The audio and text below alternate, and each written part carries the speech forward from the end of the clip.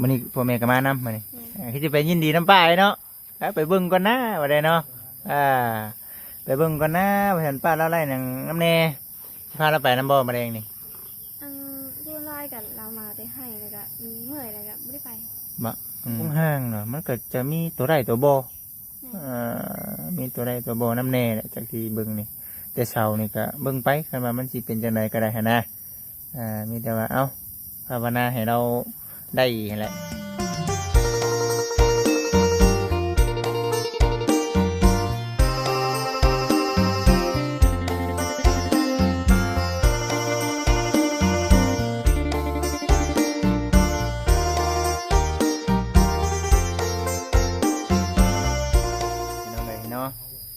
เปิดภาพมาอีกปานนี้ก็ค่อยคำยามแรงเนาะปิดท้ายอยู่ที่เฮือนน้องบุญตาพี่น้องเอ๋ยเนาะหลังจากว่าเนาะทางน้องๆเพิ่นก็พาไปเฮือนป้าชุเนาะถือว่ามีพระผู้ใหญ่เนาะเพิ่นได้มอบหมายงานให้บ่จิตนี่เป็นสะพานบุญให้และซื้อเครื่องซื้อของอยู่ของกินเนาะพี่น้องเนาะไปมอบให้ก็ถือว่าเมื่อนี้พี่น้องเนาะทางบจิตก็ถือว่าได้ทำภารกิจของทางผู้รักผู้ใหญ่เพิ่นสำเร็จเสร็จสิ้นเป็นที่เรียบร้อยแล้วพี่น้องเอ๋ยเนาะแล้วก็เพิ่นเอาเงินให้กับทางน้องบุญตานำพอให้น้องเพิ่นอยู่ดีนี่พอให้น้องเพิ่นแบบว่าชื่อนั่นชื่อนี่เนาะพี่น้องเนาะชื่อนั่นชื่อนี่ก็ถือว่าดีใจนำดีใจนำพี่น้องเอ๋ยเนาะไปสับไปพี่น้องเนาะมีแต่ว่าเมื่อนี้นะทางบจิตบัดเห็นเนาะเห็นทั้งน้องเพิ่นเนาะบจิตลองถามหยอกๆนะแบบว่าความฝันของน้องคืออย่างไรคือว่าเนาะว่าอย่างไรอันน่ะสังฆาตัวนี้บ่เป็นว่านะน้องมันหัวนะบจิตก็เลยว่าสิพาFCมาเบิ้งมาสันนะพี่น้องก็บ่ได้ว่าอยากได้ยังไรหรอกพี่น้องเนาะก็มานำกันเบิดสู่คนเฮานี่แหละก็เบิ่งกันไปติดตามรับชมเบิ่งวันนี้ได้เรียนต่อบ่หรือว่าบ่ได้เรียนแล้วไม่ได้เห็นจบแค่ม.3ม.4จบปีนี้จบแล้วจบม.4แล้วกำลังที่เสียงยังเข้าอยู่เลยวันที่ใดก็วันอาทิตย์แต่ถ้าน้องเพิ่นน้องเทว่าน่ะติ๊กที่ว่าเราปีแล้วมันบ่คือกันเด้น้องเพิ่นกายเด้กายแบบว่าม.5มันสิปิดก่อนเนาะคือม.4กับม.7น่ะเสียงเดือนสั้นเด้ม.7นี่สิเสียงน้ำหลังเดือนลังนี่ทีนึงโอ้แต่ว่าเฮ็ดเก่งเด้อจ้ะว่าจีจึงอายดุนี่น่ะโหถามมาคนต่อไว้ได้ดิต่อไว้ได้ว่าเล่นๆบวกว่าคนสิบวกให้ต่อไว้ที่สุดเลย9 บวก 9 8เอาต่อไว้เนาะ9แต่บ่ถึกว่าต่อไว้ได้จะบ่ถึกโอ้เข้ามาต่อไว้จะบ่ถึกมันนั่งนี่นะครับพี่น้องมันต้องถ้าว่าต้องเข้าไปซุปเปอร์เทนนะเข้าไปในการซุปเปอร์เทนเด้อการคิดได้เลขบวกเลขไปหน่อย2 บวก 3เป็น4บ่สำหรับคลิปนี้ก็บ่มีอย่างไรพี่น้องเนาะก็เอาถ่ายบรรยากาศมาส่งน้องคนดูเพื่อนแล้วก็มาถามมาไทยเรื่องราวในครอบครัวเป็นยังไงเป็นได้ในการใช้ชีวิตอยู่แบบใดเนาะโดยมาถามมาไทยเบิ้งเป็นอะไรแต่ว่าทั้งครอบครัวน้องนี่คือจะได้ใช้เรื่องเขาเรื่องจำปาพอกินอยู่พออยู่พอกินอยู่เนาะแต่แรกๆดีก็มีแบบไรในเรื่องขาดเขินในครอบครัวในซานเบิ้งเอาตรงนี้ซะนะโมปันใดโมปันใดขออนุญาตเด้อบ่เห็นเด้อXC นำการสบายดีมานำกันเมื่อนี้ปิดท้ายเนาะคือว่าเนี่ยผมกินบ่จิตวาอยู่ตอนอยู่เพื่อนป่าเนี่ยมันเพื่อนน้องเด้ฉันว่าไปเช่นไรบ่ได้หัวบ่หัวบางไหนน้องบ่นะหัวบางไหนอันบอลนะคะมันมีอะถึงโอ้เปลี่ยนหญ้าใช่นี้บ่แม่นบอลหญ้าบอลนั้นมึงกระเบื้องเป็นหัวกระเบื้องแม่มันบอลสอนบอลเดียวเนี่ยกระเบื้องไหนมันจะเป็นโซนนั้นบอกแกก็ลองขึ้นไปเบิ้งบอกเช่นคือให้ขึ้นในวันที่ก็ประหัวขึ้นอยู่ก็ได้ก็จะให้น้องคนพาขึ้นได้แล้วว่ะได้เนาะให้น้องคนพาขึ้นพี่น้องเลยแต่ว่าตัวใหญ่นี่ว่าได้เป็นยังเนาะบ่แต่ว่าย่านถล่มพัดมาไม่ซื้อ ระวังเอาได้อเฮ้ยเนาะจูพื้นจูไฟก็อยู่เฮือนแล้วบ่เนาะ ยามมันลมเนาะมันกิ้วออกมาโอ้ แม่ อันตราย แล้วถ้าน้องคนเฮ็ดหยังกันเดี๋ยวเกี่ยวกับเวียกกับงานจุมื้อนี้ การแต่ห่อเนื้อเขาอะไรเด็กคือ เพราะว่าก็คือมื้อนี้วันหยังก็มื้อนี้ วันศุกร์ อ่า แม่นวันศุกร์ มันชุกบ่ มันยังสิเข้าเรียนต่ออยู่วันจันทร์ให้ไปอยู่บ่ วันคานไปรวม อ๋อ วันอังคารไปรวม คือในช่วงนี้ก็ยังเฮียนอยู่นะบ่ได้ก็เนาะยังเรื่องเวียกเรื่องงานก็คือสิยังบ่ได้ไปเฮ็ดเนาะ เพราะว่ายังอยู่ในเฮียนอยู่เนาะ มือไปเสียงที่สุดมือไปเสียงมือแท้เลยนี่มืออะไรก็เนาะ วันที่สิบ วันที่10มาฮอดนี่ อืม มื้อนี้วันที่ ห้า 5อีก5มื้อเนาะ แม่ อีก5มื้อ หามือผ่านไปจังเจอสิ่ง มาเว้าเรื่อง ถามเบิ่งเนาะ มาเว้าเรื่องเฮียนกินนี่ลืม ยังบท ว่า จบ ที่ บ่ หนึ่งนี่คือเก่งวิชาอะไรหลายที่สุดแน่ ลาเกี่ยวกับวันใด แต่ว่าเรื่อยๆเนาะแต่ว่าพออันน่ะวิชาอะไรแน่ที่ว่าคือในเจ้าสำหรับเจ้าของมันถึงว่าเก่งก็ได้ พอได้เนาะ ศึกษา ศึกษา ศึกษาพลเมืองศึกษาพลเมืองนี่มันจะเกี่ยวกับอย่างวะมันก็จะเกี่ยวกับมันกฎระเบียบของ กฎระเบียบ กฎระเบียบเนาะ เกี่ยวกับกฎระเบียบ คนในเมืองนี่นะ แม่น ประวัติศาสตร์ ประวัติศาสตร์ ประวัติศาสตร์ก็สิเป็นแบบเรื่องแต่ข้าวตะกี้เนาะยุ่งได้นี่เนาะแม่นบ่ แม่นและกินนะ คือกันนี่ เริ่มเก่าแล้วเนาะ เริ่มเก่า เริ่มคันได้ เริ่มคัน แต่วันแรกว่าความใฝ่ฝันในน้องสว่างเห็นจบแล้วอยากเป็นหยัง อาหาร ทหารโอ้ความฝันเด็กก็บ่จิตเป็นทหาร ให้ยืนจุบเบังก่อนเด้อก็มี สู้ เงิน สู้ มีกำลังสู้ แม่นสู้ บ่มีบ่เห็นตอนบ่เห็น ๆบ่ได้เฮียนบ่ ๆเรียนจบม .4 แล้วก็สิออกบ่ แม่ อ๋อผมมีเงินเรียนโต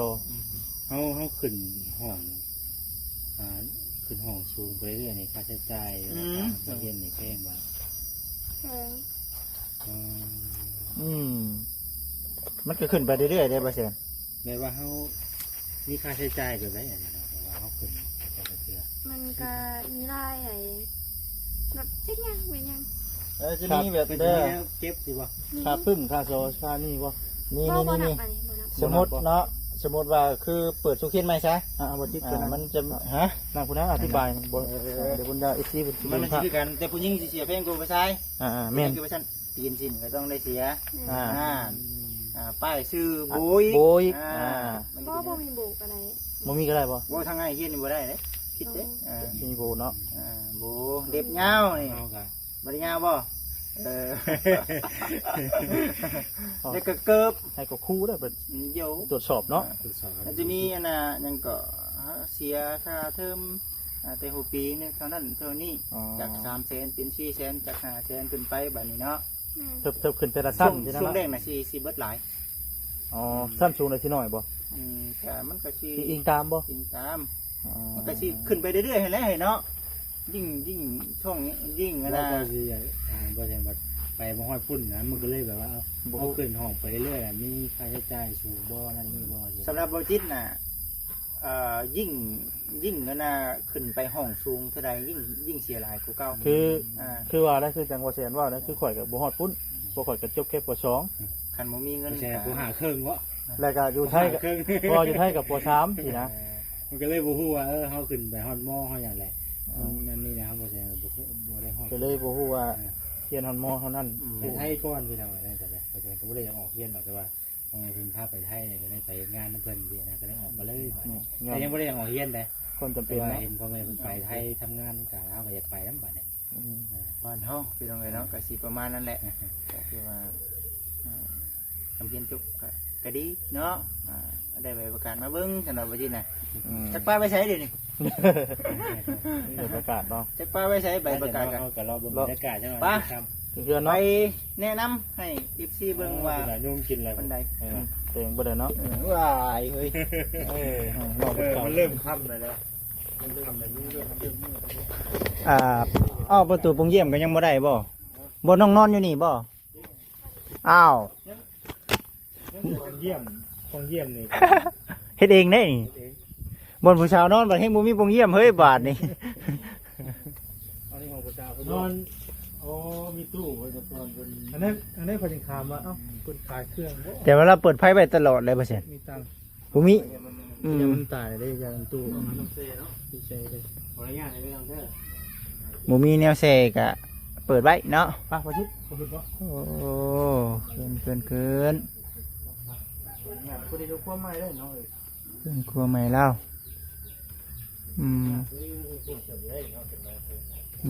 เบิ่งไปพี่น้องเนาะก็คือว่าสภาพน้องเพิ่นก็คือว่าเราเห็นน้องเพิ่นไปซอยเวียก ไปซอยเวียกอยู่เพื่อนป้าเราก็เลยว่ามาเบิ่งอ้าวทางในหัวน่ะ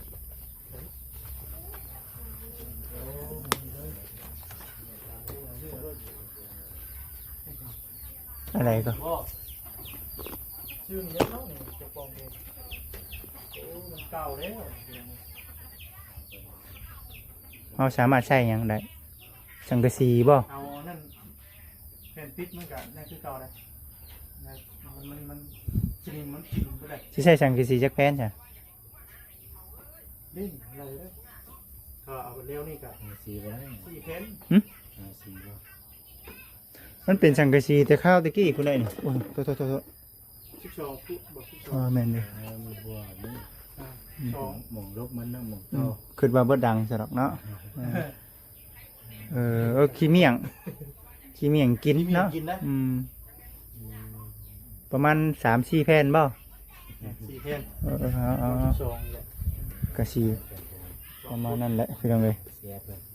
แล้วก็เอานั่นนะ เธอเอาเนาะ เอาใดบ่อยู่ให้ไก่เฮาน่ะบ่จะสิมาเอาไก่ได้มื้อนี้มาไก่บ่นี่ไก่ตัวเดียวก็สิเอาว่าซั่น หาว่าใครชื่อน้องบ่ชื่อน้องเพิ่นบ่ มาขอ คือทางว่าเด้อ เด้นี่น่ะเอาดิน่ะไก่ผู้หั่นน่ะ โอ้เราไอ้สิกัดอันนั้นสายเจ้าแล้วบ่จิต เยิ้มบ่แม่นซั่นบ่ย่านไฟช็อตเจ้าดอกว่า มันบ่ช็อตบ่เอาแต่ว่ามันจะขาดเลยดิ เป็นไง เป็นบรรยากาศแต่ว่าเนาะ บรรยากาศที่ทั้งรูมที่มันจะโล่งตัวเนาะที่ทั้งรูมนี้ เมืองไปดีแล้วพี่น้องเอ้ยเนาะมีแต่สีประมาณนั้นแหละก็ถือว่าสีได้กลับกันเนาะ ยุ่งครบมันเลย กลับไปน้องคนได้มันนี่กลับ เ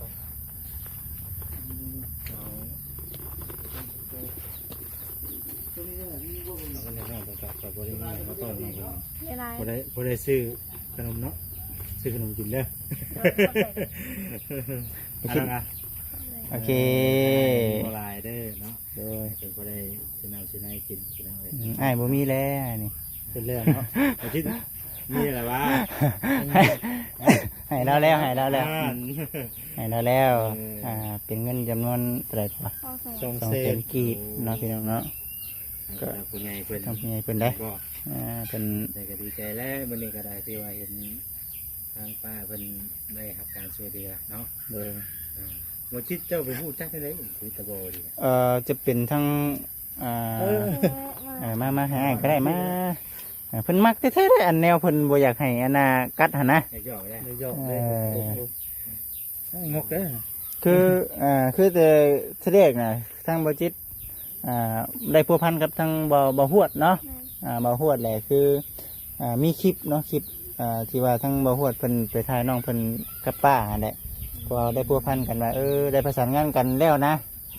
เพิ่นก็ว่าพอมีครอบครัวนี้ที่ว่าคัดชนแน่ก็เลยแม่นตามแล้วมาแม่น ได้ไปเบิ่งไปถามไทยเบิ่ง แม่นก็ได้ตามมาพอตามมาก็เห็นน้องบุญตาเนาะพอรู้จักกับเราจากที่คนเว่าบ่เป็นก็สิเว้าเป็นแล้วบาด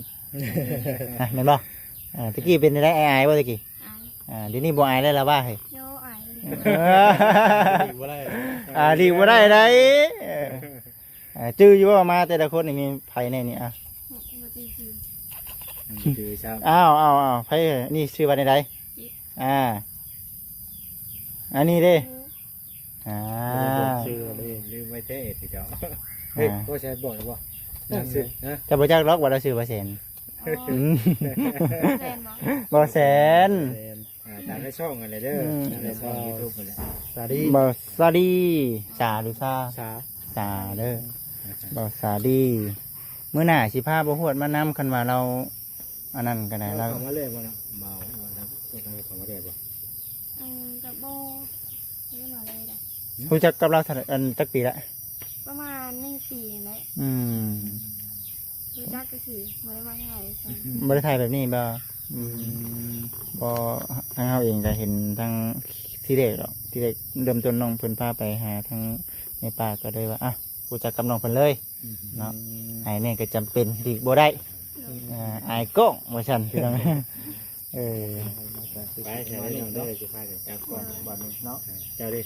เอากลับเลยเนาะ ครับแล้ว บ่ได้ครับ ครับก็ได้ จัง น้อง หวะ เด้ ได้ อก ลับมาแล้วอยู่ดีมีแห้งอยู่ดีมีแห้ง ได้ทำมีโอกาสมาในใจสิมาไปเด่นทำไมเด้อ เนี่ยเราพี่น้องเลยคือว่าทางขอบใจอยู่ดีมีแห้งอันนั้นแหละเคยไปบ่ทางเซโน เคย ไกลบ่ ไกด์ นั่นแหละตามที่ต้องเห็น คือทาง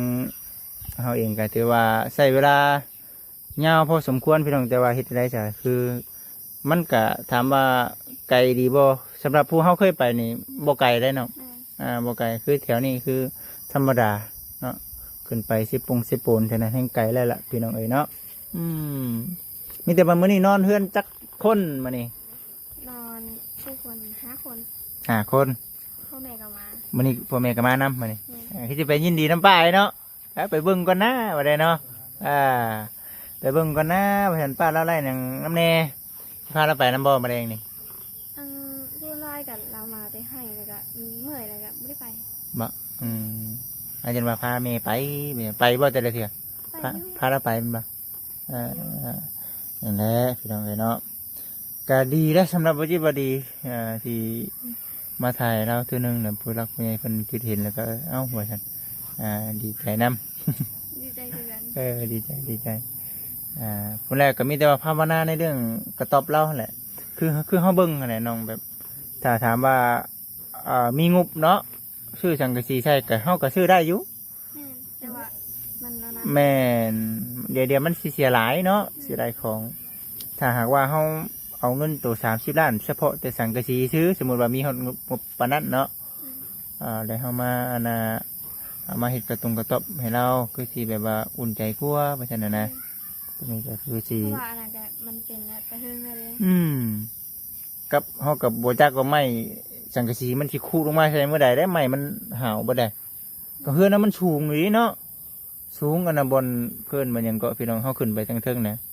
แต่ว่าได้แต่แป้นเด้อจากที่เบิ่งนี่แป้นแน่เสานี่ก็น่าจะได้อยู่แต่ว่าเขาต้องให้ช่าง ห่างได้อยู่เนาะ หึ คงห่างมาเนาะ คงห้างเนาะมันก็จะมีตัวได้ตัวบมีตัวได้ตัวบน้ำแน่แหละจากที่เบิ่งนี่แต่เสานี่ก็เบิ่งไปคันว่ามันสิเป็นจังไดก็ได้หั่นนะมีแต่ว่าเอ้าภาวนาให้เรา